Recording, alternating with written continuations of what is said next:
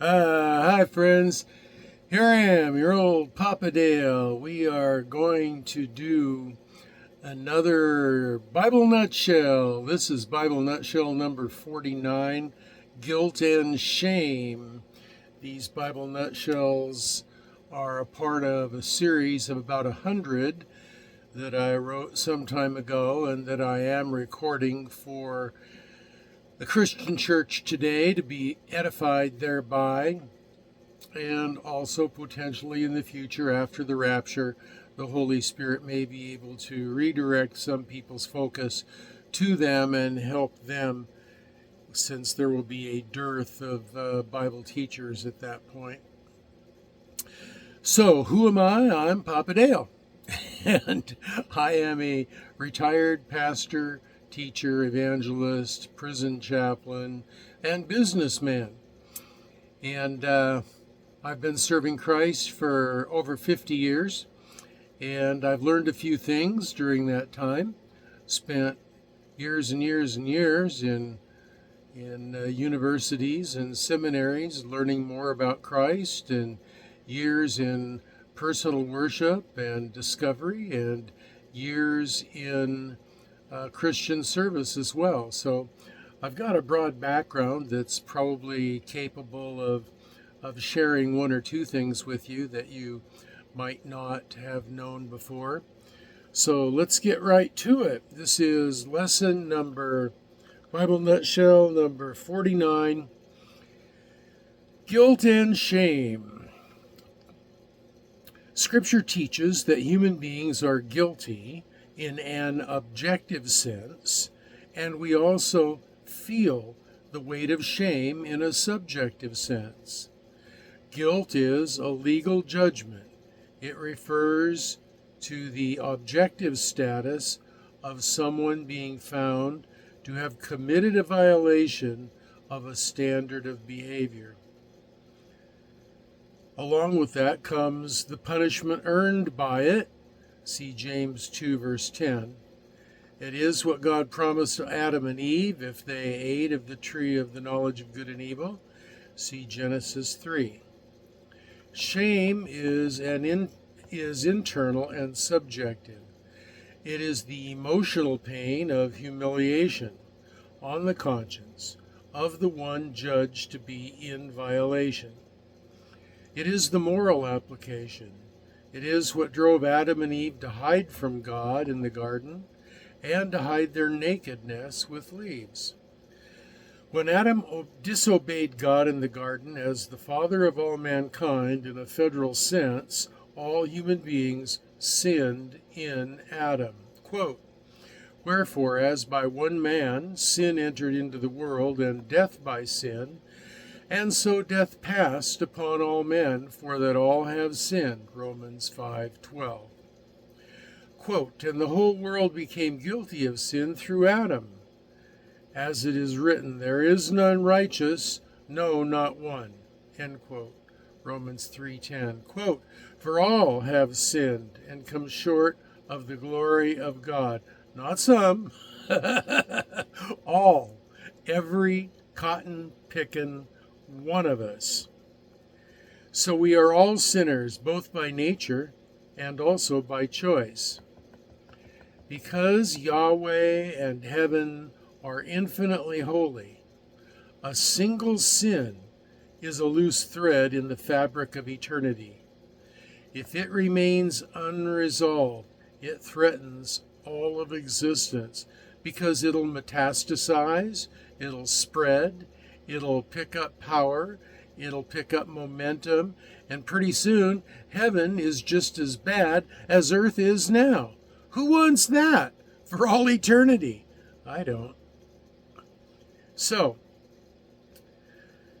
if it remains, I already read that. So, in eternity past, Yahweh, within the divine counsel of the Godhead, made plans that man's sin would be forgiven. Theologians call this the covenant of redemption between the Father, Son, and Holy Spirit. Quote, "For the wages of sin is death, but the gift of God is eternal life through Jesus Christ our Lord. Romans 6:23. Quote, "For he hath made him to be sin for us who knew no sin, that we might be made the righteousness of God in him." 2 Corinthians 5:21. John MacArthur says that this is his favorite verse of the entire Bible. Quote, "For he hath made him sin for us who knew no sin, that we might be made the righteousness of God in him." What a tremendous, tremendous thing. When we dynamically accept Christ's death, burial, and resurrection on our own behalf, it becomes a propitiation, a satisfaction of the Father. But it has to be both sincere and it has to be dynamic. It has to be a commitment unto death. Let's see. Our sin is forgiven and we are legally justified. Not only is our death penalty lifted from us, having been paid by Christ, but also the guilt for our sin is released. Quote, "There is therefore now no condemnation for those who are in Christ Jesus." Romans 8:1. Now some people just can't seem to get over the guilty feeling of their own sin. They need to get over it. And here's a verse that might help them. This is why they can believe it. Some people have difficulty in believing it could be that simple, that it could be given that freely. Those folks should learn that Yahweh did not do this only for our sake. He did it for his own sake, to complete his plan to have a larger family with whom he could give and share love. Yahweh states this in Isaiah 43:25. You got to listen very intently to this. Quote, "I, even I." Now that is a double mention of the I am, I. And anytime in Scripture, when things are double mentioned, it means with the greatest emphasis possible. Quote, "I, even I, am he that blotteth out thy transgressions for my own sake." Hello? You don't need to feel guilty anymore. For my own sake, and will not remember thy sins. Praise God. No more guilt. No more shames. Blotted out. Hallelujah. Boy, I'm telling you, that is such a tremendous thing. He blots out our sins for his own sake.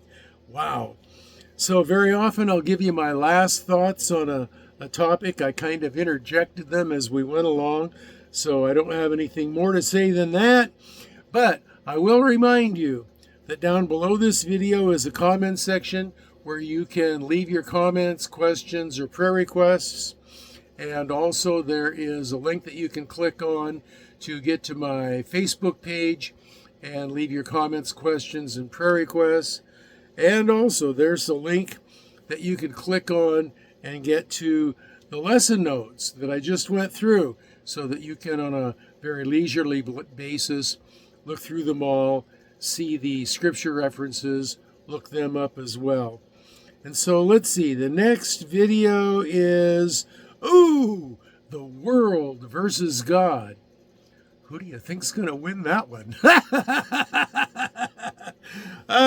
Nutshell number 50, the world versus God. And so this is Papa Dale. For now, I'm signing off. And I just want to remind you that your good old Papa who loves you wants you to be well and be blessed.